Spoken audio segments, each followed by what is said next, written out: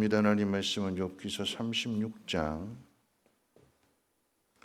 26절로 37장 24절까지 한 절씩 교독으로 읽겠습니다.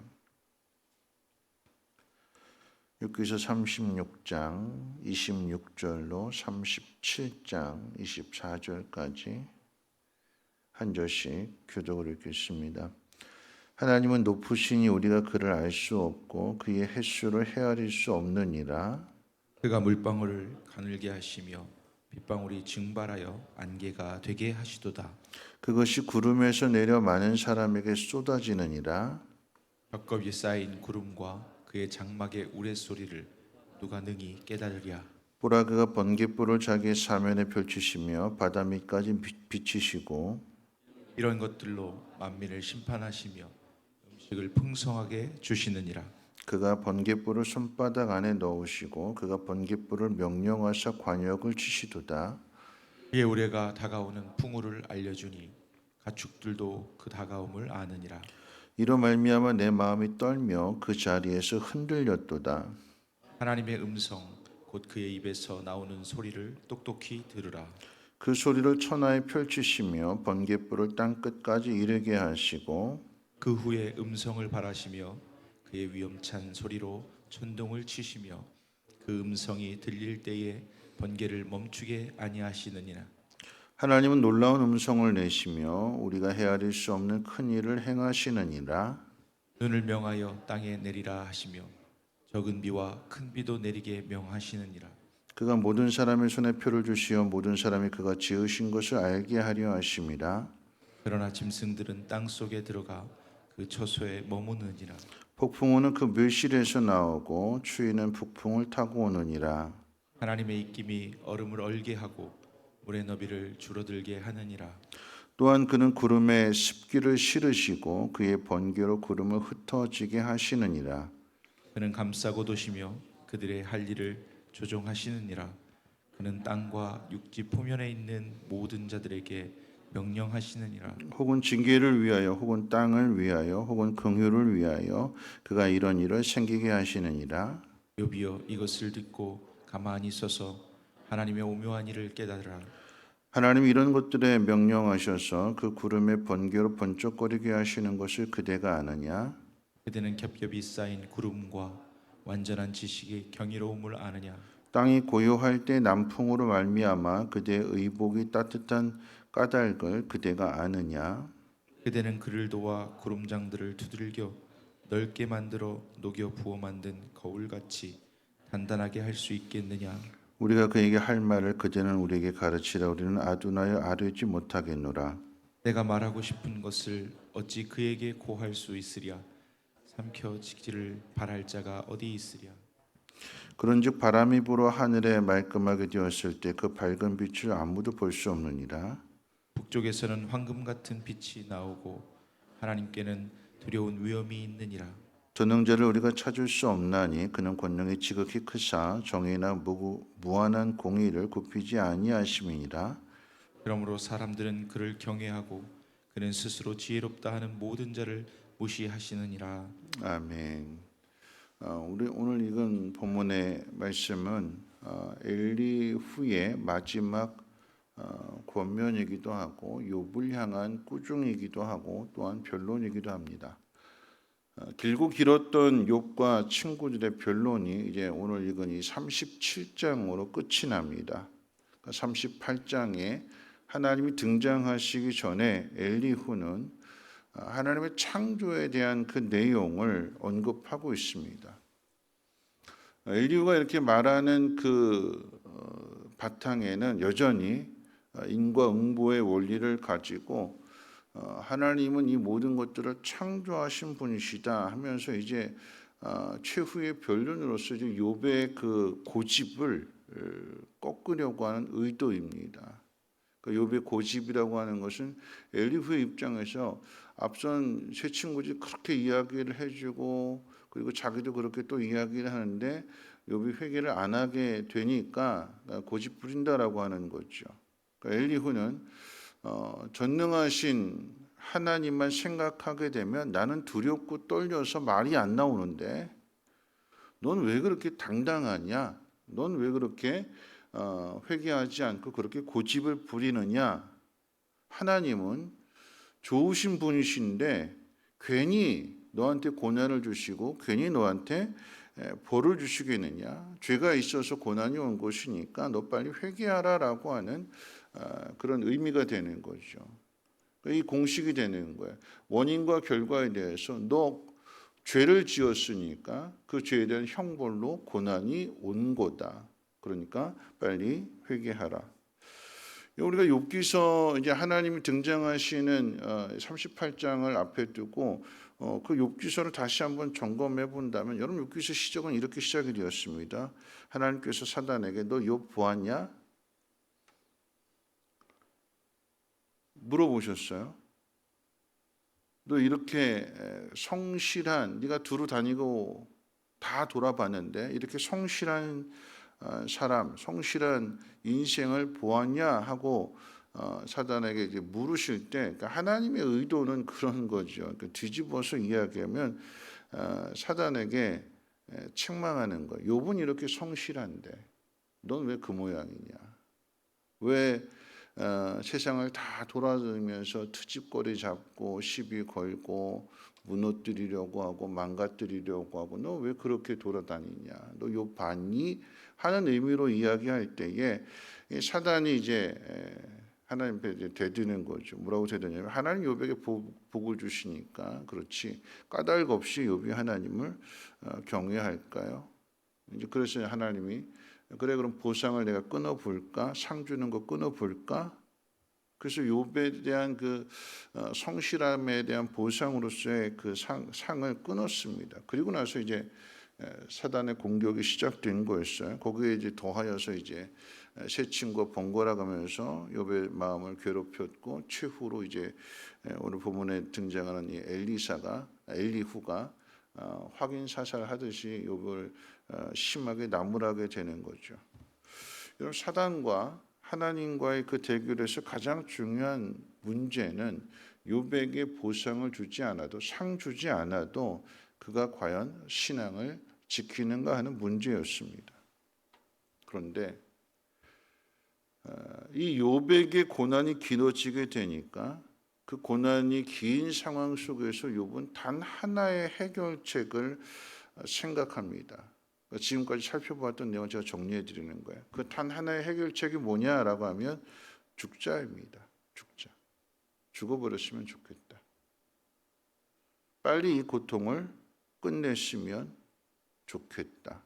여러분 그런데 욥은 절대 죽을 수가 없습니다. 왜냐하면 처음부터 이 욥기서를 시작할 때부터 욥의 생명을 하나님께서 붙들고 계시고 욥의 생명만큼은 건들지 말라라고 성경이 분명하게 지적하고 기록하고 있기 때문에 그러합니다.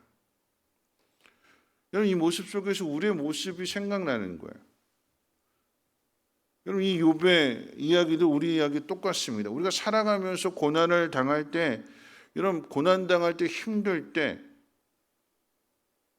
매일같이 드는 생각이 뭘까요? 죽고 싶다는 생각 아니겠습니까? 그런데 죽을 수 없어요. 힘든 일 당하게 되면 괴로운 일 당하게 되면 뭐 자녀가 속을 썩이고 남편이 속을 썩이고 아내가 속을 썩이고 막 주변의 사람들이 속을 썩일 때 이런 그런 마음 같잖아요. 나 죽어버리면 후회하겠지. 나 죽어버리면 정신 차리겠지. 확 죽어버릴까 내가? 그런 마음 가져야 안 가져요? 그런 마음 가져요.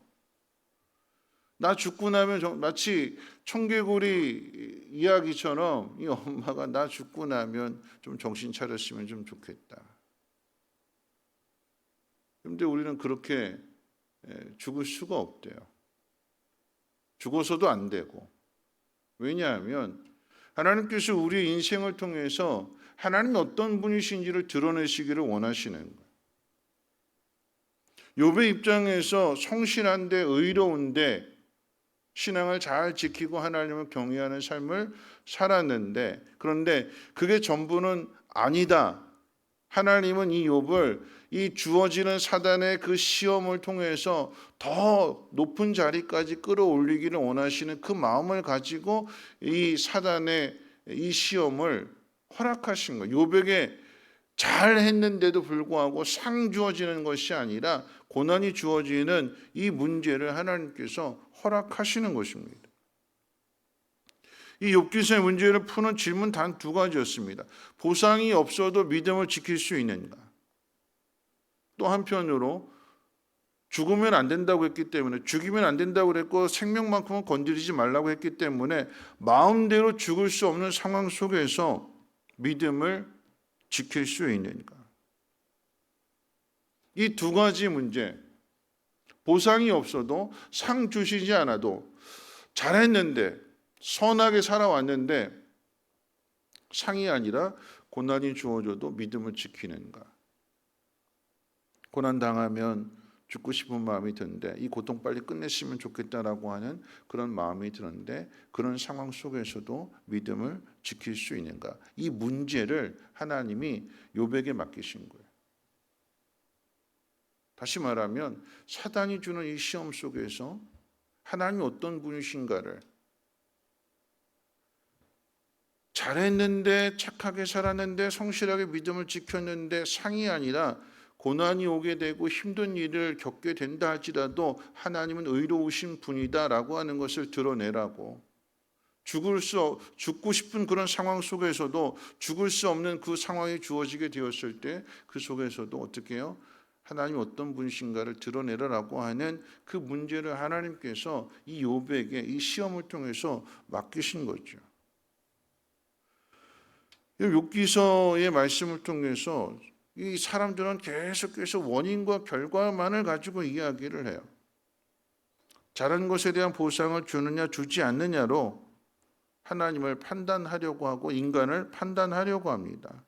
여러분, 그런데 하나님은요, 원인과 결과만을 가지고 우리가 판단할 수 없다라고 하는 거죠. 우리 구원을 한번 생각해 보십시오. 우리가 구원은요, 우리가 잘해서 구원받았어요? 아니면 하나님의 은혜로 구원받았을까요? 하나님의 은혜로 구원받았다고 말하잖아요. 그러니까 하나님의 은혜라고 하는 것은 받을 자격이 없는데 주시는 것이 은혜요 선물입니다.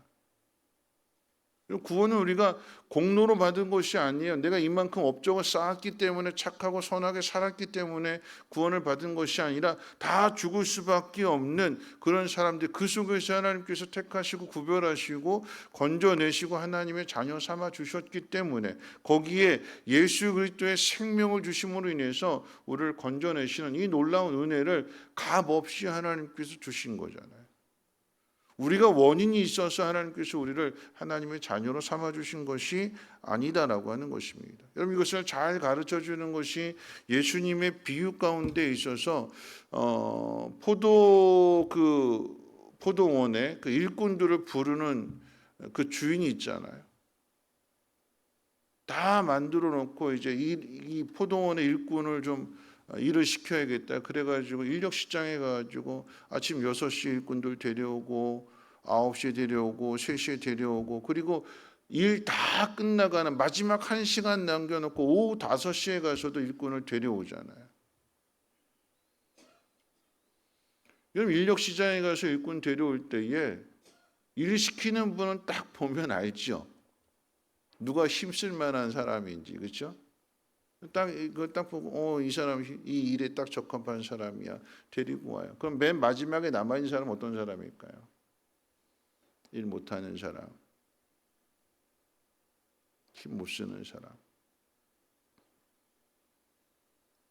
일의 능률을 따지고 효율을 따지고 그 일의 성취를 따진다라고 하면, 그러면 아침 일찍 불러온 일꾼들, 더 많은 일꾼들 일해야 되는데, 여러분, 그 주인은요 5시에도 가서 마지막 1시간 남겨도 와서 일 시켜놓고 달란트 똑같이 준다고 그랬잖아요. 그러면 마지막 1시간 와서 일하고 달란트 받은 사람은 잘해서 한 달란트 받았어요? 아니면 주인의 마음으로 넉넉함으로 한 달란트 받았어요? 주인의 넉넉함이죠. 우리 하나님이 그런 하나님이시다라고 하는 것입니다. 여러분, 잘난 사람은요 잘난 보상을 받고 못난 사람은 벌을 받고 고난을 당하고 어려움을 당하는 것이 세상의 기본적인 법칙이지만, 그런데 하나님의 오묘하심은 이 법칙을 뛰어넘습니다. 여러분, 성경 안에 여러 사람들이 다 등장해요. 별의별 사람들이 다 있지요. 뭐 착한 사람, 선한 사람도 있지만 그렇지 못한 사람도 있고, 말 안 듣는 사람도 있고, 말 잘 듣겠다고 큰 소리 쳤다가 넘어지는 사람, 실패하는 사람들도 있고, 베드로가 그렇고. 그런데 하나님은 우리가 가지고 있는 성품이나 기질이나 우리가 행한 일들로 그 모든 것들을 결정하지 아니하시고, 하나님의 주권으로, 하나님의 사랑으로, 하나님의 은혜로 이 세상을 통치하시고 다스리신다라고 하는 것입니다. 여러분, 그렇기 때문에 사도 바울이 있는 것이고, 그렇기 때문에 베드로가 있는 거예요. 여러분, 탕자의 비유 가운데 이 탕자가 아버지에게 재산을 상속받아서 세상에 가서 마음대로 다 써버리고 탕진했을 때에 이 아버지는 이 아들이, 둘째 아들이 집을 나가는 그 순간부터 돌아올 것을 기다리고 준비하고 있잖아요. 이 아이들은 나가서 다 탕진해버린 것으로 후회하고 다시 돌아와서 잘못해서 용서를 빈다 할지라도 안 받아주면 그만이에요. 근데 아버지는 빌기도 전에 달려가서 끌어안잖아요. 우리가 그 은혜로, 그 사랑으로 하나님의 자녀가 된 것이고, 회개하게 된 것이고, 하나님의 거룩함을 드러내는 삶을 살아갈 수 있도록 하나님 우리의 생명을 붙들고 계신다라고 하는 것입니다. 말씀을 마칠 텐데요, 우리에게 주어진 상황들, 우리는 항상 당당하지 않아요. 하나님, 내가 뭘 잘못했길래 그 이야기는 내가 다 잘했다라고 하는 거예요. 하나님, 나 다 잘했는데 왜 나한테만 이렇게 힘들게 하시냐고. 하나님은요, 우리에게 주어지는 모든 상황들 속에서 선을 만들어내시는 분이 하나님이시고, 하나님의 거룩함을 드러내도록 이끌어가시고 인도하시는 분이 하나님이십니다. 여러분, 위기의 상황이 있지만 그 위기의 상황 속에서 하나님이 기회를 만들어 주시고, 우리가 잘못하고 거꾸러지고 넘어지고 실패한 그 상황 속에서 하나님은 우리를 회복시켜 주시고 더 멋진 그런 작품으로 하나님께서 우리를 빚어가시는 거죠. 기적이라고 하는 것은 우리의 힘으로 할 수 없는 거예요. 근데 하나님께서 하나님의 능력으로, 하나님의 손으로 그 모든 것들을 이루시고 바꾸시고 고쳐주시고 다듬으시는, 하나님의 세상을 그렇게 통치하신다라고 하는 것입니다. 원인과 결과만을 가지고 이야기하는 것이 아니라, 만약에 원인과 결과만을 가지고 이야기한다면 우리가 잘못했으면 그걸로 끝이에요. 벌받아 죽는 것으로 끝입니다. 그런데 하나님은 원인과 결과가 아니라 하나님의 사랑으로, 하나님의 은혜로 우리를 용서해 주시고, 또 계속해서 고집부리고 잘못된 길을 걸어간다 할지라도 어떻게 해요? 기다려 주시고요. 우리는 늘 당당해요. 늘 당당. 내 중심적으로 나만 생각하게 되고, 다 틀렸어요. 하나님도 틀렸어요. 그런 교만함 가운데 살아간다 할지라도 하나님 그런 우리를 기다려 주시고 다듬어 주시고 다시 새롭게 해 주시고, 그래서 하나님의 영광을 드러내는 삶으로 이끌어 가시고 인도해 주십니다. 아브라함도 그랬고요, 다윗도 그랬고요. 이 땅에 선한 사람 하나도 없어요. 근데 그런 사람들을 끝까지 포기하지 아니하시고 생명을 붙드시는 가운데 있어서 하나님이 다듬어 가시는 것입니다. 오늘 우리에게 주어진 이 상황도 하나님이 다듬어 가실 것입니다. 그 속에서 하나님을 더 깊이 알아가게 하실 것입니다. 그러면 우리가 해야 될 일이 무엇이냐? 욥이 해야 될 일이 무엇이냐? 보상이 주어지지 않아도 믿음을 지킬 수 있는가? 예, 믿음을 지키겠습니다. 죽을 수 없는 상황 속에서도 믿음을 드러내며 하나님을 높일 수 있는가? 하나님의 영광을 나타낼 수 있는가? 그 일이 주어진 책임이고 사명이기 때문에 예, 그렇게 하겠습니다. 오늘 저와 여러분들에게 주어진 모든 상황들 속에서 하나님 어떤 분이신가를 드러내며 나타내는 복이 있는 사람들 되시기를 주님의 이름으로 축원을 드립니다. 우리 찬송가 42장 함께 찬송합니다.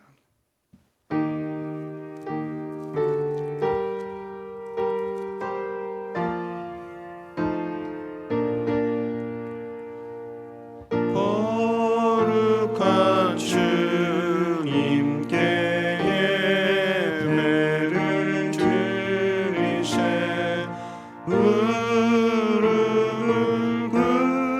꿇고서 영광 올려 금 같은 순종과 향기로운 겸손을 주님께 바쳐서 경배하세 주 앞에 삼가서 겸손히 행하면 주 너를 언제나 돌보시리 말씀엔 위로와 기도의 응답을 내 갈 길 바르게 인도하리 주 앞에 설 때에 두려워 말아라 가난한 우리를 도우시리 보배로운 진리와 온유한 사랑은 주님께 다 바치 귀한 예물 떨면서 바치는 이 작은 예물도 주님은 귀하게 받으시리 어두운 밤 지나고 새 아침 맞으니 믿음과 소망 늘 주시리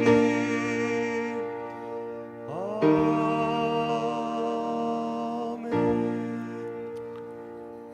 네, 오늘 말씀 생각하면서 함께 기도하실 텐데요. 하나님은 참 오묘하신 하나님이십니다.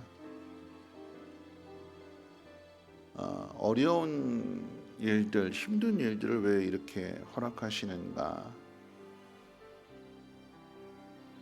그럼 저는 이제 지난 부흥회 때 세 분의 간증을 들었는데 정말 가슴에 와닿는 간증이 뭐냐면 마지막 날 하신 그 78세 되신 그분의 간증이었어요. 30분 동안 운전해서 성경 공부할 수 있도록 그리고 또 모셔다 오는 그 일들. 그랬더니 또 다른 누군가가 나도 그렇게 해달라고. 그분이 그랬잖아요. 속으로 얄미웠다고. 우리가 정말 누군가를 사랑하고 섬겼는데 그게 열매로 나타나지 않게 되고 힘들게 하는 그런 과정들을 겪으면서 결국 내가 다듬어지게 되는 거예요. 내가. 그리고 그것을 잘 마치게 되었을 때에 내가 더 성숙하게 그게 부모의 마음이 되는 거죠. 그게 하나님의 마음이 돼요. 기다려주고 더 사랑해 주시고 오늘 우리가 살아갈 수 있는 것은 그리고 또 내일을 기대할 수 있는 소망할 수 있는 것은 그 하나님 우리의 아버지가 되십니다. 그러면 그 하나님 우리의 아버지가 되신다라고 하는 것을 우리가 그 자녀로서 드러내며 나타내야 되는 거죠.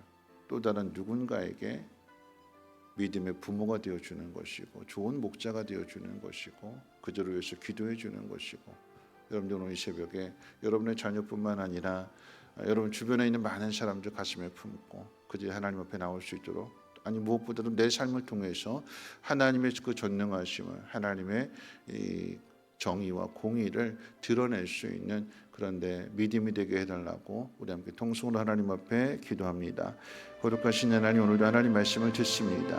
하나님, 우리의 연약함과 부족함 속에서도 우리를 외면하지 아니하시고 다듬어 가시고 넘어진 가운데 일으켜 주시고 절망 가운데 다시금 회복시켜 주시고 소망을 주시는 분이 하나님이십니다. 우리는 우리의 고집대로, 우리의 생각대로 내 중심적으로 판단하고 하나님마저도 불의하시다고, 하나님이 나를 버렸다고 마음대로 생각하고 마음대로 원망하지만 하나님 그 모든 것 다 들으심에도, 다 모든 것들을 살피심에도 하나님 기다려 주시고 또 만져 주시고 용서해 주시고 사랑해 주시고 다시 회복시켜 주시는 분이심을 믿습니다.